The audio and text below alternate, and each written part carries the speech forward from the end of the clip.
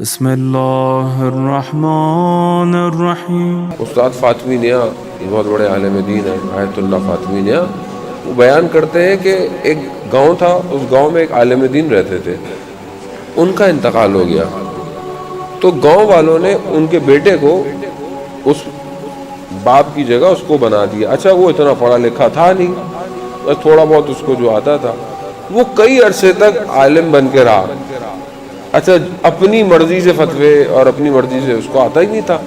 ایک دن اس نے آئینے میں کیا دیکھا کہ سفید بال آیا، تو اسے اندر سے آواز آئی کہ اب تمہاری عمر گھٹنے لگی ہے اور تم اتنے عرصے سے ان سب سے جھوٹ بولتے ہو، اپنی مرضی سے ان کی تعلیم کر رہے ہو۔ تو ایک دم اس کو جھٹکا لگا، اس نے توبہ کی، معافی مانگی خدا کی بارگاہ میں کہ مجھ سے غلطی ہو گئی، مجھے معاف۔ گیا ممبر پہ اور جا کر لوگوں کو سچ بتا دیا۔ لوگوں نے کیا کیا، اس کو مارا، اس کے کپڑے پھاڑ دیے اور اس کو نکلنا پڑ گیا۔ گاؤں نکلا، گاؤں سے شہر پہنچا، دیکھا ایک نورانی شخصیت سے اس کی ملاقات ہوئی۔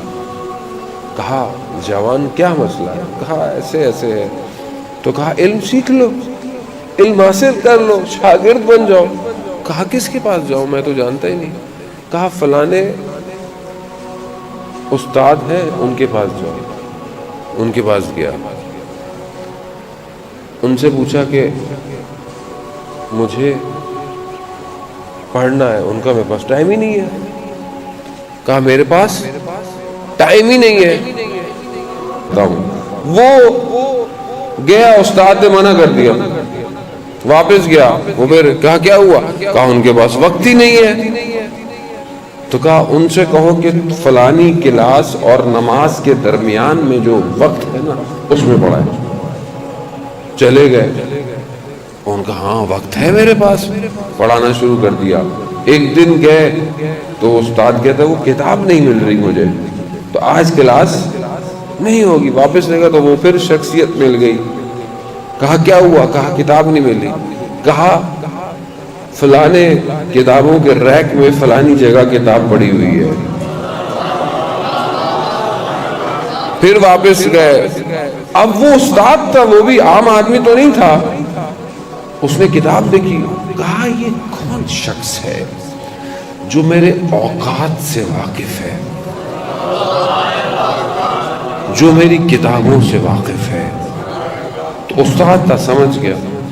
کہا اب تمہاری ان سے ملاقات ہو تو ان سے کہنا کبھی ہمیں بھی زیارت کروا دے،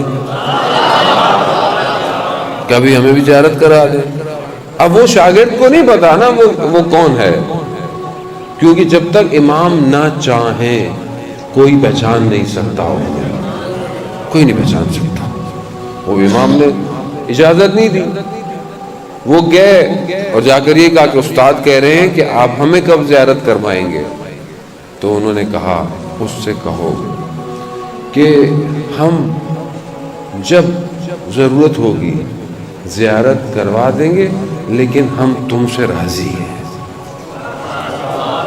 ہم تم سے راضی ہیں۔ ہاں عزیزان محترم، یعنی کیا؟ یعنی میں خدا کی بارگاہ میں توبہ کروں،